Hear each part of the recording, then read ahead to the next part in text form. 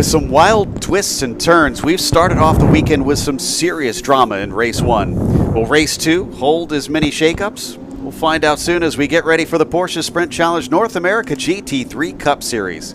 I'm Joe Peak, and with me in the booth is Rouse Racing driver Joey Atterbury. And we have our special guest, Yves Baltus, joining us for today's event.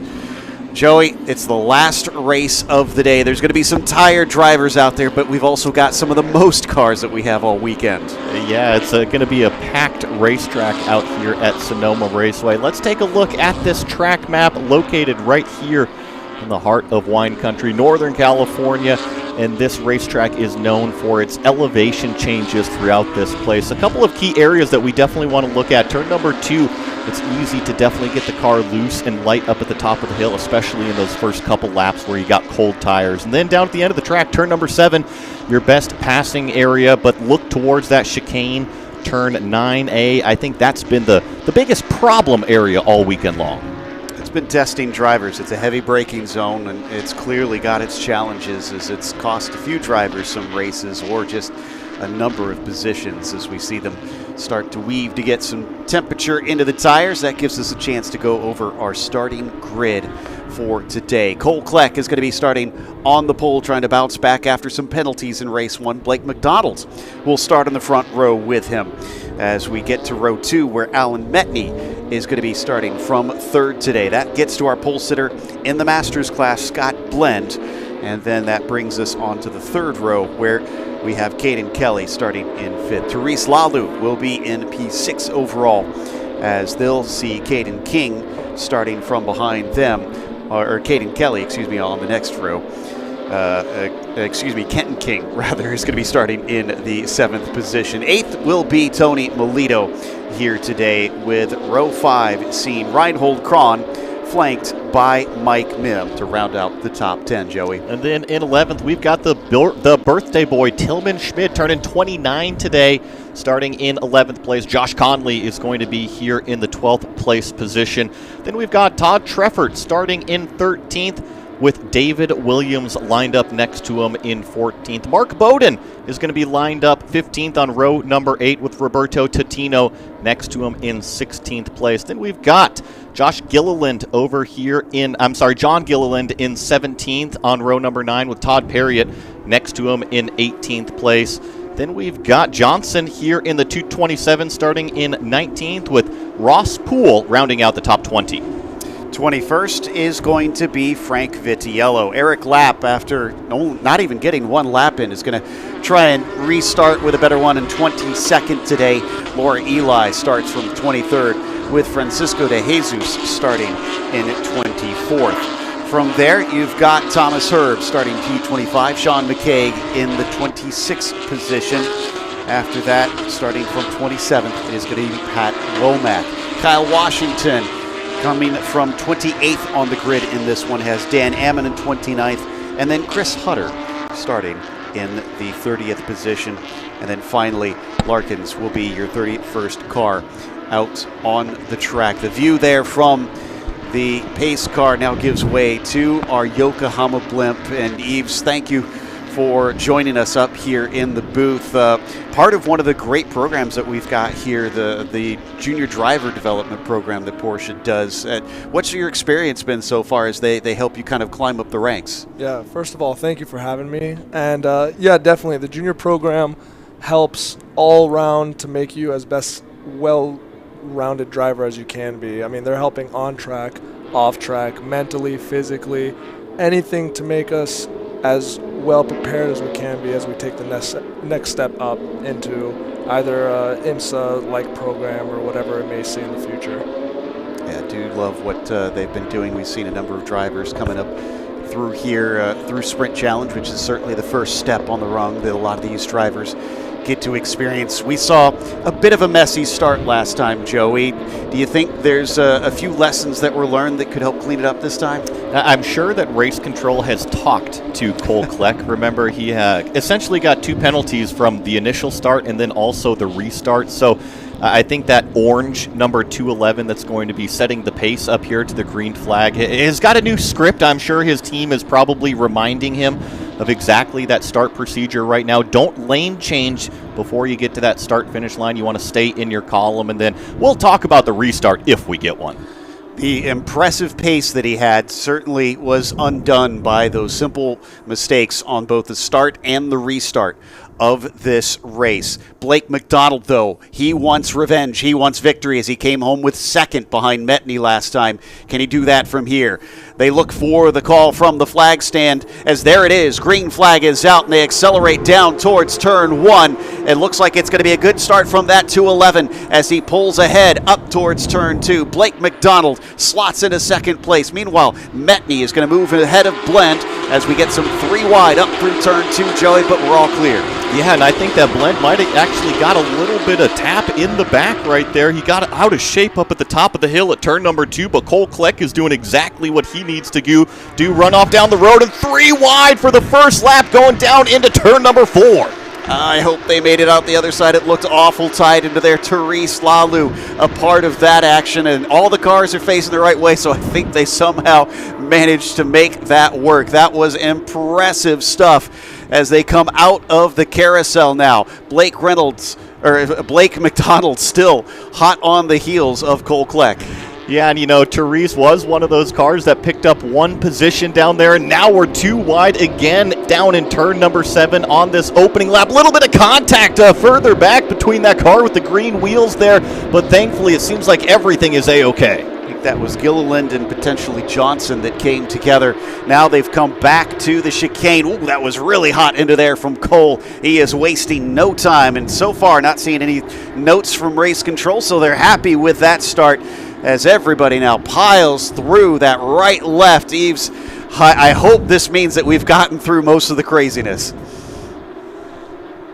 Yeah, I think so. I think considering it's the end of lap number 1 out here, it's always tense, and here on lap number 1, Eve, you can definitely kind of talk about this. It's so important because the track position, it's all right there. It's your best opportunity to try to get those positions. Yeah, definitely. And when you're out there with cold tires, cold brake, you have little temperature in the car, you're really just trying to maximize what you have at the moment while everything's getting warmed up and turned on. It's like Bowden in a little bit of fight with Conley coming up through 2 and into 3 and 3A once again. Whoa, one car getting very sideways behind them. Didn't quite make out who that was, but the tail wagging, and they saved it just before they got to the crest. Back down the hill they go through turn 5. Still, everybody looks pretty single file at this stage, so most of the drivers now settling into the race. Cole Kleck leading, McDonald second, Metney third. Blend, our current leader in the Masters, is 4th overall. This is a frantic first couple laps to open up this North America GT3 Cup race number 2 here at Sonoma Raceway. And this is a beautiful shot. Look at this, 31 Cup cars around this facility. It's keeping everybody busy, and you can't make any sort of mistake. You're going to lose a ton of positions, especially those up at the front. It looks like Lalu leads Kelly at the moment, so she's just outside of the podium. Got one earlier today. You could tell she was psyched about that, literally jumping for joy when she earned her trophy a little bit later in the morning. Meanwhile, we come around to complete lap 2 now. Gap between Kleck and McDonald shows at about 9/10 of a second. Make that 1 full second now. And this is a totally different dynamic than what we saw earlier in race number 1, because Cole Kleck obviously got that early penalty and then obviously got the second penalty as well. So this is different. He's out front. He doesn't have to worry about anything in his mirrors except for the pressure from Blake McDonald in that 271 car. But Cole, nice, calm, cool, and collected to start this one. Does look like it. Meanwhile, behind Kelly, that is Kenton King that's trying to catch up to Lalu, but being separated by that Masters car. And John Gilliland with a big moment. Did he stay out of the wall? I don't think so, Joe. I think that the back end of that car definitely got into that concrete wall, but it was not an impact per se. It was just really, really loose up at the top of the hill. He had full opposite lock in that thing and somehow straightened it out. Eve, what do you do to calm yourself down after a big moment like that where you somehow escape disaster? It's really just about focusing to get the dust out of the tires, get back to your line, and work on hitting all your marks. Hitting your braking point, turn in, focus on yourself. Once you start to get distracted, that's when the times start to fall away. Looks like the time's not falling away for Kleck, who's still pulling away from the field, but McDonald is going with him. Interestingly, Metney unable to. Yeah, and we've got a really good battle between Caden Kelly and Kenton King back here for what is 6th place overall. They're side by side going into that turn 11 hairpin, our final corner. And here they are. There's that shot of those two cars right next to each other, hanging tough on the outside. Yeah, remember I said Kenton needs to get by Kelly to catch up to Lalu for what are championship points. With Kelly being in the Masters class, Kenton really has little concern about his race other than the fact that he's preventing him from attacking for more championship points, chasing the Pro-Am of Therese just in front. Is rebuffed for now, as Caden will hold the 274 back in that 7th overall. And Eve, how important is it for, somebody like Kenton King to get by this other car? It's a different class car, so it's not for position, but up the road, you've got a competitor potentially for those championship points that is kind of scampering down the road. Yeah, I would be as aggressive as possible now while the tires are fresh, while they're not overheated. I have to get by him, have to make the move early, because the longer he's behind him, Lalu's just walking away with it now, and to close that gap towards the end of the race is going to be very hard. Big gap, though, between Kenton and Reinhold Kron just behind at the 233, so at least he's got no pressure from behind. He can really focus forward from here as Kelly continues to hold on to that second in the Masters class. Kron third in that class as well. In fact, I think that's the same podium that we had in the first race. And, kind of talking about that 2+ second gap that you were just mentioning behind King to Kron is the perfect time for King to go up there and put that pressure on Caden Kelly, right? You don't have to worry about that car in your rear view mirror, so you can purely focus forward, really start to lay on that pressure, and maybe force that car off of the racing line. Cole with the fastest lap of the race so far at a 38.5, at least in the Pro-Am class. Blend with the fastest of the Masters laps at a 39.4. Still sitting in that 4th overall position as we watch Caden Kelly continue to hold off Kenton King up and over turn 2. But he is experiencing quite a bit of pressure as he continues to fill the mirrors of that magenta and blue machine. It's probably only a matter of time. Surely there's going to be an opportunity that opens up somewhere. Yeah, and I want to bring Evie back in here because now the tires are fully warmed up and up to temperature. What's that kind of warm-up process like where the driver has to adapt to those first couple laps, but now they're full-on free in performance? Yeah, just at the first few laps, you kind of have to be braking early, be conscious of how much rolling speed you're taking into a corner because you don't want that car to snap. You don't want to lose time on your competitors around you. As they start to get warmed up, you can really start to push it. Your car's a little heavier, you're full of fuel, so you can really find the limits of it pretty easily. Okay, just a brush of the brakes now through the S's before they get down into the run to 9 and 9A. And he's going to be well clear of Kenton King to keep him from being able to pass at least this time through.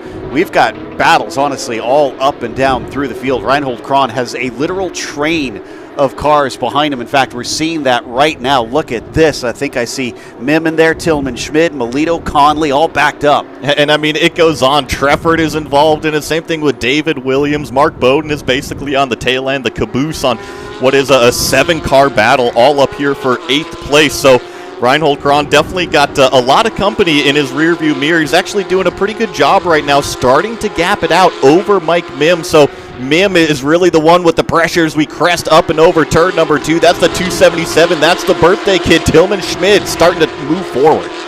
Absolutely, and doing everything he can to shake Mim as we watch them through 3 and 3A once more. Not really a place to pass, but an easy place to make mistakes, as we've already seen in this race. But the train continues, stuck behind that bright blue bumper. This has been, I called it a frantic opening to this race, but I mean, we're already 10 minutes into this thing, call it close to a third of the way through, and it doesn't seem like any of the pressure is letting up at all, Joe. No, it is not. And for Reinhold Kron, what an interesting situation. Yes, he has a little bit of a gap right now, But remember, pretty much all of the cars in this train, except for Treffert back there, are in the Pro-Am, whereas Cron is racing in the Masters. So, yes, he doesn't lose anything, but he doesn't want to let that many cars get by at this stage. If one starts to go through, surely he's going to get freight trained. So we're riding on board right here with Tony Melito going up through turn 8 and then approaching this heavy brake zone for turn 9A. I love these onboard shots because not only do you get to see what the driver sees, but we also get the data, and look at how smooth that was rolling onto the accelerator. A little bit of a lift right there in turn number 10, which kind of takes me by surprise. I would think that's flat out. Yeah, it looks like it's still a bit of a struggle for the car, or maybe, I wonder if maybe there's some tire preservation in there, Joey. It certainly could be. You know, I want to echo what Eve said, though, is that once the tires do get up to temperature, now this lap might not have been as fast as last lap, but every single car that previous lap was setting their personal best, including our leader, fastest lap of the race. In a field as big as this, Eve, it's got to be a little bit nerve-wracking. Know that as soon as one car passes you, there's just a whole bunch of others just waiting in the wings. Yeah, and that can definitely work on your mental side of things also. Start making you have small mess-ups here and there. If somebody's behind you flashing their lights, it all adds up. I haven't seen too much of mental games of that sort in this series so far, but yeah, we could get drivers trying to get an edge like that at some point out here. Still no changes in this group as they come out onto the drag strip once again. This is definitely one of the best battles we've got on track right now here in the thick of the mid-pack. And it's an interesting dynamic. I find myself saying that quite a bit with these races, but Cron, kind of the leader of this group right here, he's, call it the cork in the bottle, right? He's holding up this huge train, and directly in front of him, call it 4 seconds down the road, it's actually Kenton King really putting the pressure on Caden Kelly up there. He was almost side by side going through that chicane.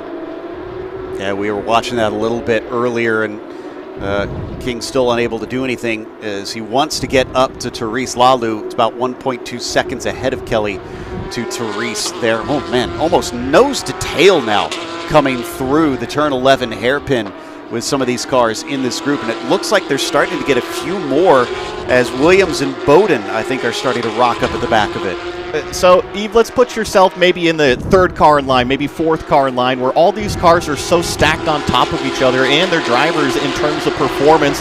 It can be frustrating stuck in that line. Yeah, very. You know, you feel the dirty air from the car in front of you. You can't really do anything. You're stuck. If you attack, the car behind you has an opportunity. So you kind of get in this level where you just kind of have to sit and wait for the guy in front of you to make a mistake. We got a little bit of a move right there down into turn 5, but I don't think Schmid is going to give it up, although behind we're starting to see a chain reaction. Josh Conley thought he could maybe sneak through, but again is rebuffed as we stay in position. Now they're starting to get a little bit desperate, Joey, just maybe looking for things that aren't there yet. That was a perfect example of what Eve literally just said. We saw Schmid poke the nose down to the inside but couldn't complete the pass. And then guess what? It was Tony Melito trying to take advantage of that. So, yeah, when you're stuck in the middle of this train, it's almost like you got to have the chameleon eyes, Joe. One out the front and one out the back. Exactly, and the drivers are doing everything they can to keep that focus on the track while still not giving up the position, as we still have those 22 minutes plus a lap left on our clock in this first third of the race. And again, that's not just the only battle going on, but farther back I do see it looks like Johnson, Vitiello, and Eli in a close battle back there. Of course, we can see on our tower that Blind, Lalu, King, and Kelly are all still tight up fighting for those top 5 positions. Now they start to spread out a little bit that they hit turn 2 once again. Maybe a few more car lengths between them. And just something I picked up on my side of time and scoring as we watch this intense battle is that our second place car, Blake McDonald, has actually done a terrific job that last lap. Set his fastest lap of the race at 38.6. He was actually faster than our leader up there, Cole Kleck. Now, he is 2.6 seconds behind our leader, but could this be the turning point with 20 minutes remaining that McDonald finally feels like he's got the car underneath him to go and chase down our leader? Yeah, we could see a change from the front of the race to the back of the race, depending on how you set up your car, depending on how you drive your car as somebody kicks up a lot of dust in this group. Could this now open up an opportunity? You see some weaving just in front of Conley, but no change for position. Once again, Melito still stuck behind Schmid, tries to back up the exit onto the S's, as now we turn our attention to the one that I had mentioned just before with the likes of Vitiello, Eli, Johnson. Yeah, and one name that's catching my eye that's kind of in this group as well is Kyle Washington. Remember how fast he's been this weekend, and he had to start way at the back of the field, and now he's made his way up into 16th place by Johnson and Vitiello, so he's freed up and in clean air to go chase down the next group. Eli still on the hunt here, staying close to the back of Frank, and that number 248 needs to get a little bit closer down in turn 11 to have a chance to try and snatch up a position right there. Of course, Laura has switched over from the USA West Series back in 2024 to now competing in the North America Series with a much bigger field for her to go up against. So a lot more competition that she is finding herself stuck in. Yeah, and Laura is in that orange number 209 car with that big old ram's head painted on the side of it, trying to barge her way through the field, channeling that inner spirit animal, if you will. Certainly could help her right now. It seems like you got to be quite aggressive, Eve, to try and make passes here. We've seen mistakes. We've seen drivers try to capitalize on those mistakes, and yet very few overtakes in this first stage. I really think it comes down to the dirty air. Like, people underestimate it in this car, but all those long sweeping S's, it's hard to stick right behind someone, and while you're doing that, your tires are getting damaged the whole time. So if you stick on someone's bumper, the chances of you being quick towards the end of the race are pretty low.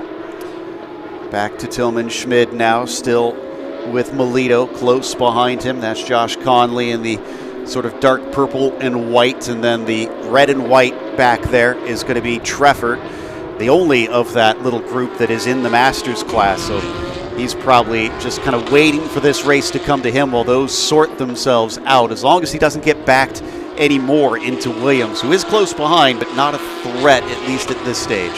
It's really fun to see how this battle has kind of changed the dynamic. Remember, it was really Cron that was holding up this group, but ever since he's kind of been able to escape down the road. Same thing with Mike Mims. So right now it is the 277 of Tillman Schmid that is the cork in the bottle. Tony Melito has tried several times to kind of get his nose maybe up the inside or just present the car, maybe try to force Schmid off of the racing line or just take his eyes off of the brake zone, take his eyes off of that apex. And there's another move. That was an aggressive move from Tony Melito.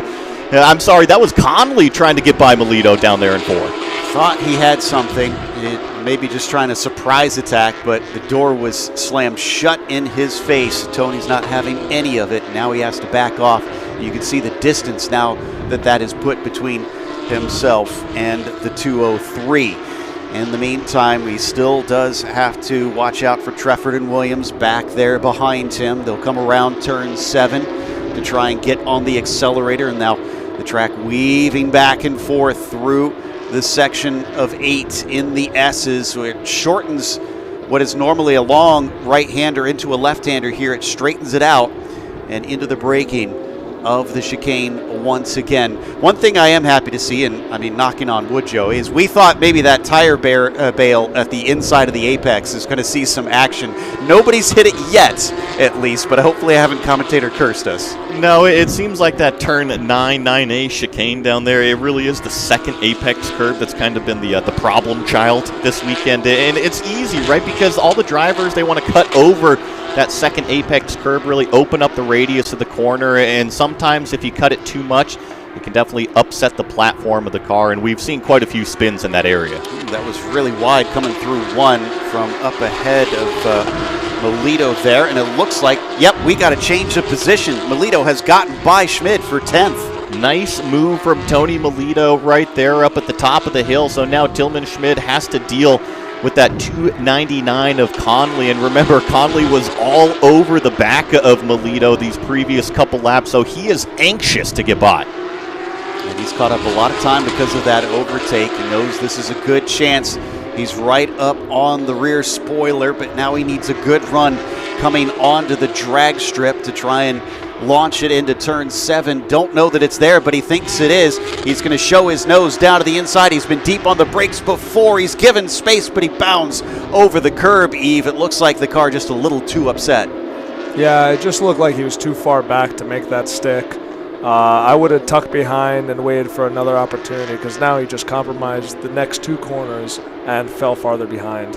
And you know, when we talk about racecraft like that, Eve, how important is it to know how your competitors race, right? It's not just on the racetrack that you get to know everybody, but you also have to know their personalities and their tendencies. Yeah, you have to know who's going to give you the space and who's not, and who's going to see you and who's not.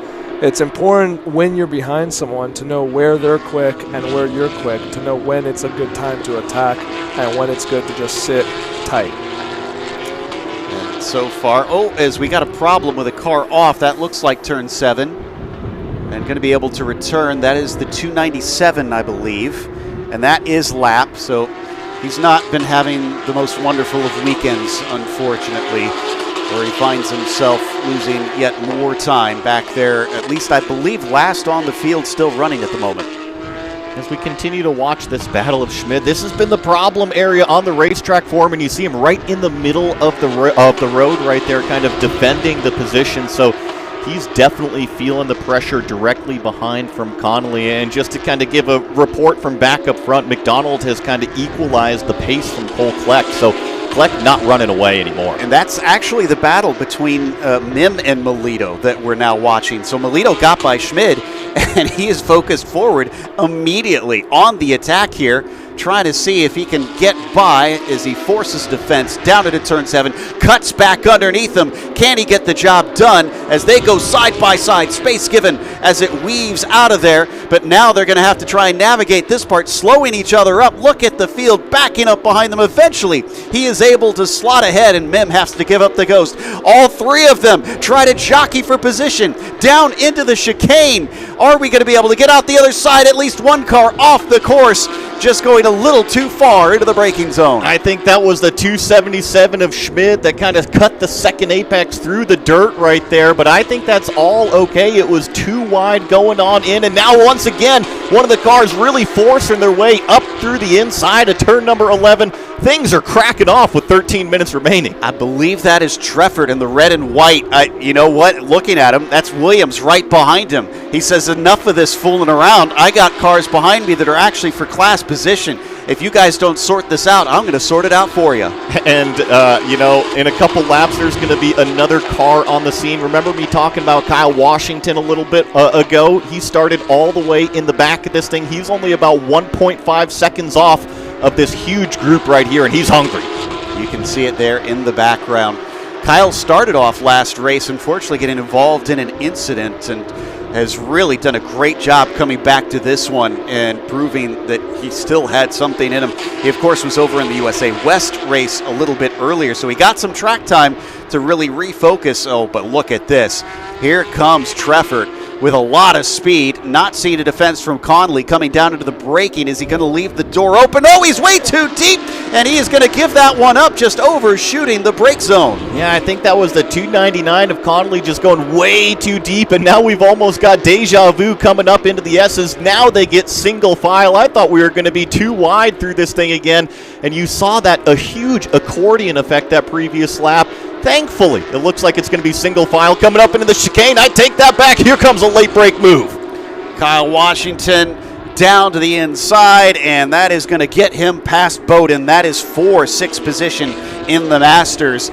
Really just barged his way in there and was not taking no for an answer.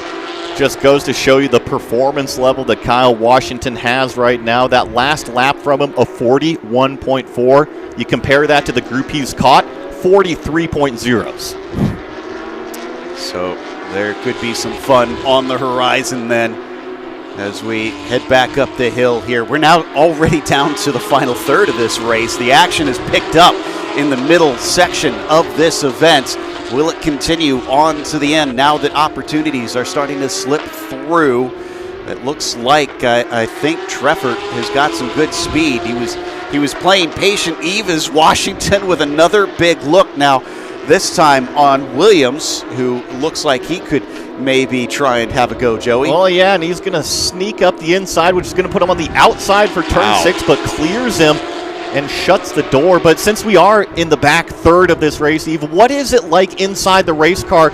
You've already been racing for 20-plus minutes. It is warm out here in Northern California today. The performance level has to come from the driver, too, not just the car. Yeah, it is hot in the cars. I mean, we have barely any air coming to us. And with the cockpit being closed, it just gets extremely physical. You're sweating. You're tired. The tires are starting to fall off. The car's not working with you. So it's not an enjoyable place to be. But, you know, as long as you're focused with someone. Oh, we got a car off at the chicane. I think that might be Schmidt, actually. I believe so, and he's trying to get it fired up. Here comes another group of cars, and thankfully he gets off of the racing surface. Yes, that is the 277. He is going to rejoin perfectly parallel with the racing line. That is exactly what you want to see. You don't want to cut across. It was a little nervy at moments because the car was not moving quickly. Eventually, he got it running, and thankfully out of harm's way before the next group of cars came through. This is all happening behind Cole Kleck continuing to lead by about 1.6 seconds over McDonald, while Blend still leads Kelly for the Masters category out there in 4th overall. But haven't seen a lot of changes. Really, all the fun's been in the mid-pack. And since you mentioned our front two, it was about 2.4 seconds at one time, so McDonald has done a tremendous job to cut that down to 1.6 seconds, and I know that doesn't seem like a whole lot, but once you get later into the race out here, it's just those fractions, those tenths of a second each lap to try to reel them in again. We had 2 wheels off into the dirt there for Treffert off of turn 6. He keeps it from spinning across the track. We've already had 1 major accident this weekend due to that, so glad that we didn't see more drama. He keeps the car in line, but unfortunately that cost him a bit, and he's lost touch on Mim slightly. As they weave their way through the S's here, we're going to check in on our leader because it is still 1.6 seconds. That last lap time from Cole Kleck, who's on our screen right here, a 1:38.94. From McDonald, a 1:38.95. I mean, talk about the smallest of margins. When you get to the front of the field, every single fraction of a second is just so tough. These two have shown themselves to be just lightning quick. And Blake is also here. Oh, as we got a problem with John Gilliland returning to the track. I think that's Josh Conley trying to sneak through. It looks like he just had enough speed to get that one done. Yeah, there at the side of the screen, we saw him finally complete that pass. But yeah, McDonald is kind of been parachuted in, Joey, so he's just here for the glory. Yes, but however, it is still the Pro-Am class. And Eve, once again, let's put yourself in McDonald's shoes. You've slowly been creeping up to that leader, right? And as a driver, you have those reference points that you know you're getting closer to him. Right. This is when I start to get really excited in the car. And, you know, once you see that gap, you know, I don't get hot anymore. I'm not tired. I'm wide awake, fully energized. Feels like the first lap of the race, and I'm ready to hunt down. By the way, second sector, McDonald was 4/10 quicker than Kleck through there, so found some serious time. Let's see what it looks like on the third sector as they get ready to complete this latest lap. 7 minutes plus 1 lap to go, and across the line, the difference between them was a good 0.5 of a second. McDonald, the quicker of the two. Spot on. It was 1.6 seconds. Now the gap has shrunk down to 1.1 seconds. And I know we're, call it in the final few minutes, final handful of minutes in this race, but I do think the complexion's about to change for our leader. He's running up on some lapped cars. Oh, that could really throw a wrench in the works. He's got to stay cool, calm, and collected. We got to remember that Kleck is another very young driver out there, really kind of learning the ropes here. He's got the speed, but we've already seen some simple mistakes, Eve, out of him with those penalties that he got for the starts in last round. What does he need to focus on here? I would just say hitting your marks. That's really all it comes down to. If he starts to look in his mirrors, get nervous about seeing McDonald behind him, he's going to start messing up more. So he just has to focus on hitting his marks. He knows he has the pace, so he can walk away with it. It just has to be out of his own head. He was 0.3 quicker in the first sector. Second sector, he was about a 10th slower. And I'm sorry to jump in there, but our leader is full on pushing it. He was 2 wheels off of the racetrack there in turn number 8, just trying to carry as much rolling speed as he possibly can. So kind of to Eve's point, he's definitely feeling the pressure. You know, the other interesting thing that we're finding out about this is I think that is the lapped car heading into pit lane, so staying out of their way.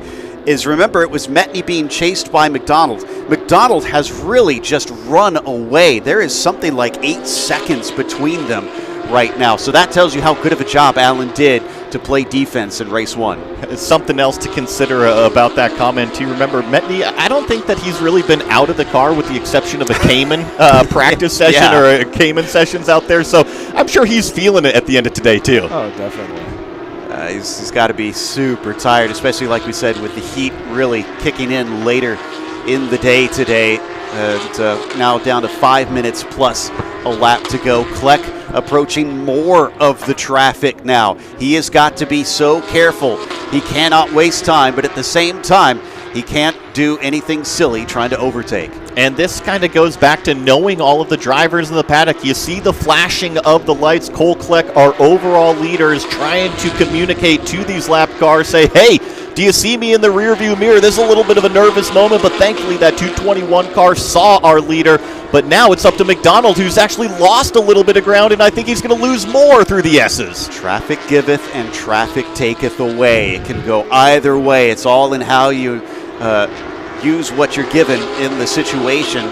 Now, that was De Jesus, who is still holding up. Oh, my goodness, that is just a horrible moment for McDonald, who finds himself cost a whole bunch of time. But what's going to happen here with Kleck? Because he's still trying to overtake Eric Lapp, who's not exactly diving out of the way, forces him to go the long way around, so some of that time gained right back. You know, I think Cole is actually breathing a sigh of relief right now, because what was 1.1 seconds at a point is now 1.8 seconds. So he has found the performance through those lapped cars, got through them efficiently, and McDonald still has one more car to pass. Cole can focus forward again. We've got a message from Race Control, cars 222 and 246 under review for their interaction. That would be Bowden and Washington. I think that was the one where Washington tried to get through on the chicane, wasn't it? Yeah, and that's a tough one. I think that you had mentioned Kyle kind of barged his way through into the apex right there, which he definitely did, but I mean, he had a huge performance gap in terms of benefiting himself, so he wasn't slowing down. He saw an open door, and unfortunately, Bowden did go off of the racetrack there in that second apex. So it's up to Race Control how they want to interpret that situation. Yeah, we get one view of it once, and Race Control can go back and go over that multiple times from many angles. So they have a better perspective than we do on how to judge that one. So we'll leave that up to them. While Cole Kleck approaches yet another car, it is just ongoing at this stage. I think that's Sean McCaig, the next one that he's going to have to try and get by. But the good news for him is look at the gap on our tower. It's now up to 2.8 seconds. So McDonald kind of got the worst of that situation. 100%. And now, like I had mentioned, all Cole has to do really is manage the rest of the race, right? He's got 2 minutes, so call it 2 laps left in this thing, you know, because we got plus 1 lap after we complete this, call it next one. And all he's got to do, go out there and turn your laps. You see him flashing the brights once again, trying to make aware the lapped cars that, hey, I am the overall leader. I can't get held up right now, but he does have a little bit more wiggle room than he had before. Interesting. An incident responsibility for car 208, drive-through penalty. That's Kelly, second place in the Masters. Cron easily going to be moved up, and I think Treffert is going to find himself in third potentially. Depends on how long it takes Caden to come down pit lane. You saw Cole Kleck right there make that move on the lapped car, so he crucially puts another vehicle between himself and McDonald. Man, it's got to feel nice right now when you look in the rearview mirror. You no longer see your competitor, and your race team is telling you, hey, you got 1 minute and 15 seconds plus another lap out here. Just hang on to it. And for Cole, if you missed our race 1 coverage, we've kind of alluded to it. He's had 2 penalties in that one race. One was a 10-second post-race penalty. The other was a drive-through penalty that he had to serve. and that cost him the win easily. We're seeing that here today. Fastest driver out on track, though not without some challenge there from Blake McDonald. And so he's taking this as a chance to try and bounce back and show what could have been. Blake gets by some of that traffic. He's now the next car behind him. I think we're going to get 2 to go at the line, it looks like. Yeah, my math classic is always terrible, so don't trust me when I'm trying to calculate that. Now, if I got a calculator and we're talking about strategy and fuel numbers, different game, but yeah, Cole Kleck just kind of sail away right now. 2 laps remaining. You see 20 seconds on that clock as he cross start finish, so we still got to get a little bit more racing in. Just has to stay calm and collected from here. John Gilliland is the latest. Been a bit of a rough race for John. We saw early on he had to try and save it from going into the wall. At least he's been able to carry on since then, but it's been a bit roughshod for sure, as he's quickly approached by the bright orange 211. I think he's trying to pull off to the side. Indeed he is. That's nice heads up there from John. Eve, I'm going to bring you in here again. What's going through your mind if you're Cole Kleck? I'm probably feeling pretty great right now, to be honest. Like, no pressure from behind, 2-second gap, pretty comfortable lead. I'm probably starting to get pretty excited in the car if I was him. No doubt. Like we said, a very young driver, so I'm sure there's a few nerves, a few butterflies that he's starting to feel. By the way, for fans of Caden Kelly, it looks like he has emerged just behind Reinhold Kron. It might even be ahead of him, if my timing and scoring is to be believed. I'll wait for a second to see if it'll update itself here. But yeah, the gap seems to have been pretty big, so I think he may have held on to third, if not maybe still in second place. Out of the chicane with just 1 more lap to go here for Cole Kleck. He is looking A-okay here at this moment, and as a driver, this is everything you could ask for. Like we just heard, you'd say 2+ second gap. He is now going to get the white flag from our timing standout here. 12 turns remaining. And an update, I spoke too soon. Timing and scoring has now moved Caden Kelly down to 4th in the Masters class. Treffert did manage to overtake him. Also, Melito just got by Kron, so that wasn't for class position, but Melito up to 7th overall. There's still some battles happening just inside that top 10. So little left here for Cole Kleck, who is looking to get his 3rd win in 4 races. Come through this very fast turn number 5, dive it up and over the crest, enter turn number 6. You see him take that beautiful diamond arc right through there, just kind of let the front end grip up, stand on the gas through the bottom half of this corner here. Now pick out your brake marker for what is turn number 7 at the end of this long drag strip. Get through this extended hairpin, and now you've really only got the S's section remaining. It's got to be so tantalizingly close. And he's got himself that nice gap of about 2.5 seconds back to Blake McDonald. Really did himself, as he goes a couple wheels into the grass once again, down out of the S's section. But yeah, really did himself well in the sequence of lapped cars to put so much more distance on Blake McDonald. Just did a beautiful job to get himself a little comfort out there. It's going to be more than comfort, though, for the 211. It's going to be celebrations as he exits out of the final turn and to the start-finish line. Cole Kleck will win race number 2 at Sonoma. You know, that's got to feel like redemption for Cole after kind of that sloppy race number 1. McDonald and Metney are going to end up on the podium as well. Metney's still coming around this final corner here. There goes the 298 by the start-finish line, and that brings up Scott Blend. He is going to finish 4th overall, but that is your Masters class winner. Great race, great weekend, honestly, for Scott Blend so far, with multiple wins now to his name. Reinhold Kron going to be super psyched about a P2 today after it sort of fell in his lap with others getting a penalty, but you got to succeed where others fail. We're still waiting for him to get to the line. Therese Lalu coming home 5th in class as well. And there's Melito with 6. Just behind her is Kron. Comes across with a podium. Mim immediately behind.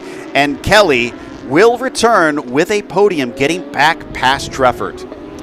Holy smokes, Joe. I mean, that was an awesome race, just like what we saw in race number 1. But this one was all green flag racing. And I thought it really kicked off, on lap number 2 when they were all going 3 wide everywhere, and it seemed to not let up all the way to the checkered. Yeah, it took a little bit at the start to try and really build into itself, but once drivers started moving, man, that was some fantastic action with Thomas Herb looking like he's going to be the last driver to complete the full race distance on this one. As we did only have, I think, about 25 cars see that checkered flag. Unfortunately, we lost the 268, and then a number of drivers did not starts in this event. I got to chuckle to myself a little bit here. I saw McDonald still kind of hassling Kleck on the in-lap after the checkered flag. I don't think that he wanted the race to end quite yet. No. He was having some fun for sure. So we'll go through the finishing order here, as Kleck was your winner in the end. McDonald's with another second place, but still, he's worked hard for both of these. I think he should be proud of himself. Alan Metney, not going to get a second win, but still a second podium. As then we get to 4th, where Scott Blend is your winner in the Masters. 5th goes to Kenton King, with 6th going to Therese Lalou, 7th to Tony Melito. Well, 8th overall is Reinhold Kron. He was 2nd in the Masters. 9th goes to Mim. Top 10 rounded out by Kelly, who rounds out our podium as well, Joey, for the Masters. Yeah, and then across the page into 11th is going to be Treffert in that number 214 car. Then Kyle Washington coming from the back all the way up to finish 12th place. David Williams here 13th overall, with Josh Conley in 14th. Mark Bowden, after kind of taking that extracurricular line through 9A, finishes in 15th place, with Roberto Tatino back here in 16th. Frank Vitiello going to finish 17th with Tillman Schmid. Unfortunately, his birthday did not prove good luck for him here in race number 2. Drops down the order to 18th. Laura Eli does a nice job to come up in 19th, and Joel Johnson rounding out the top 20. 21st goes to Thomas Herb, with Gilliland finishing 22nd, a lap down. McCaig 23rd behind him. Eric Lapp 24th. DeJesus, the last driver to get to the checkered flag, in 25th. Ammon was a DNF, and then all those from here did not starts for today's race. We are on our last race of the day, but we have just a little bit more to go, as up next is our podium celebrations here for the GT3 Cup.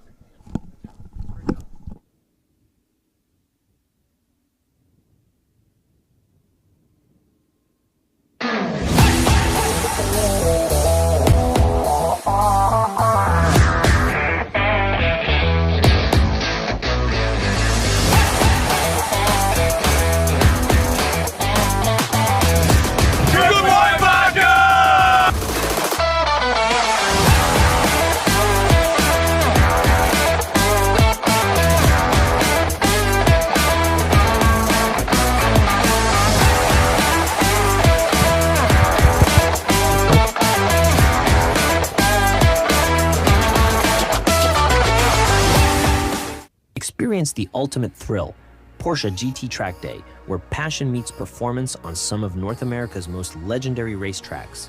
Designed exclusively for Porsche owners, this is your chance to unleash the full potential of your vehicle in a motorsport environment. Drive the same circuits as professional racers, on the same weekend as Porsche Sprint Challenge events. Where will your Porsche take you?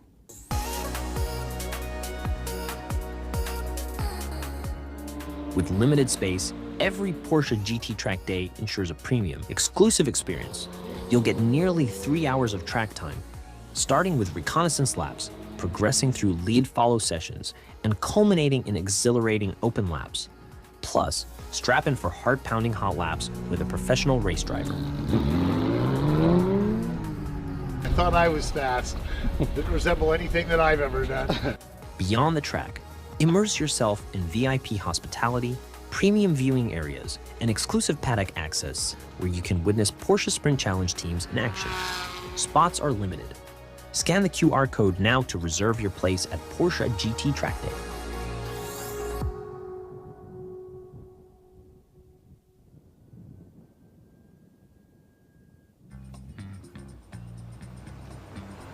It's hard to contain your excitement when you get something you've really wanted. Like the gold standard in automotive protection, WeatherTech floor liners. With deep sculpted channels and laser measured for total protection in the front, back, and even up the sides. Dad, you're going viral. What? WeatherTech me. So don't be shy, enjoy. Order your premium American-made products at WeatherTech.com.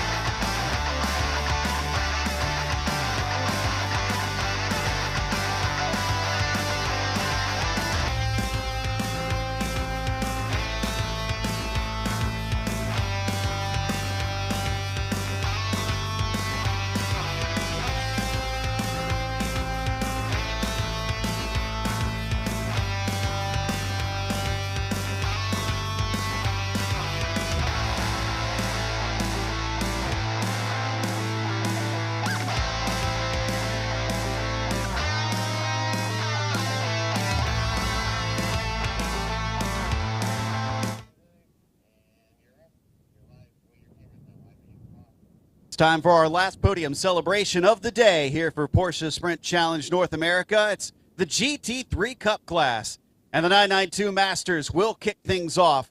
Finishing third today, driving the number 208, it's Caden Kelly.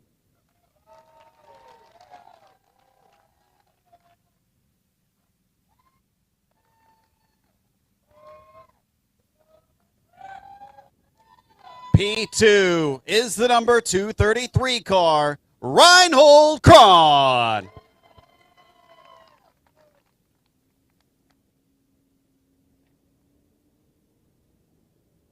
Been a heck of a day for our winner. P1 goes to the 245 of Scott Bland.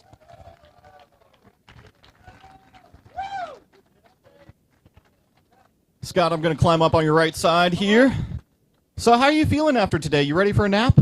No, these top steps, it's like you respawn. It's like an energy back here. No, I feel great. So, yeah, something about doing well kind of maintains a little energy buoyancy. So we're all good. It was a heck of a performance all day today. You got to be proud of yourself, too. Well, I'm more proud of the team and how unbelievable they do. You know, it was tough. I saw Therese back there, and so once I saw Caden around there, I knew it was a matter of time. I was going to have some company. And anyway, we made it. It was great. But thanks to the team, Mike Johnson and all the boys, it was just a great day. Congratulations. Time to celebrate. Let's hold up before we do that. You got to hold the trophies up first.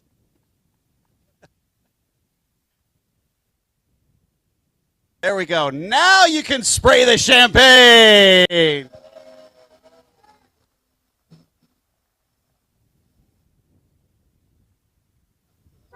A big congrats to our 992 Masters. Give it up one more time for them.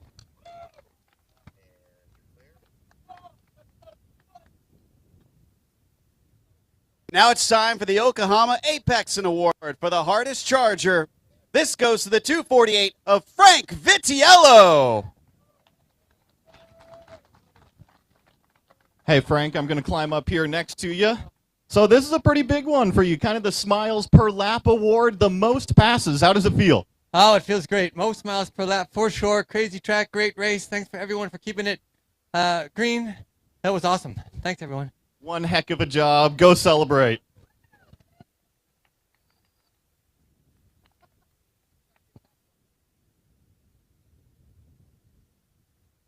And one last podium for today. It's time for the 992 Pro-Ams. We're going to start off with third place. Driving the 298, Alan Metney.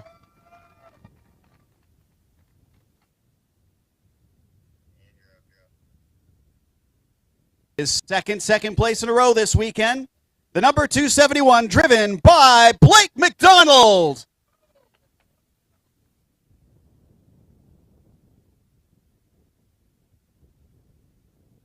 Rebounding after the last race, our winner is the number 211, Cole Kleck.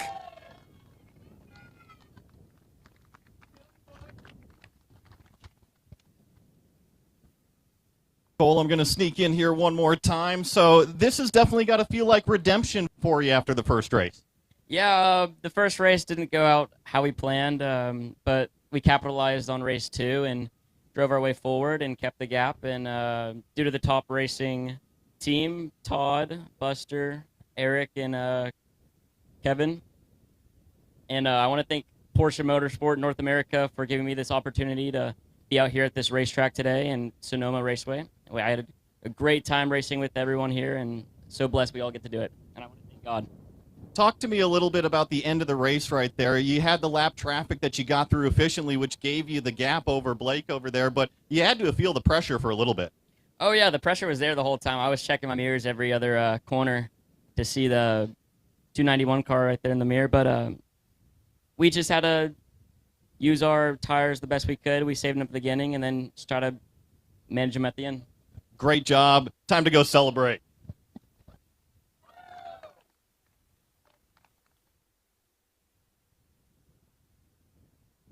In this heat, it's going to feel good to spray some nice cold champagne.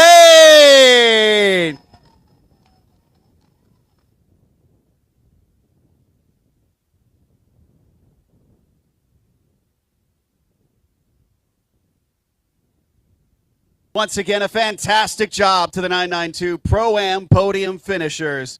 That's going to wrap up our coverage for today. We'll be back bright early tomorrow morning for the USA West race number 2.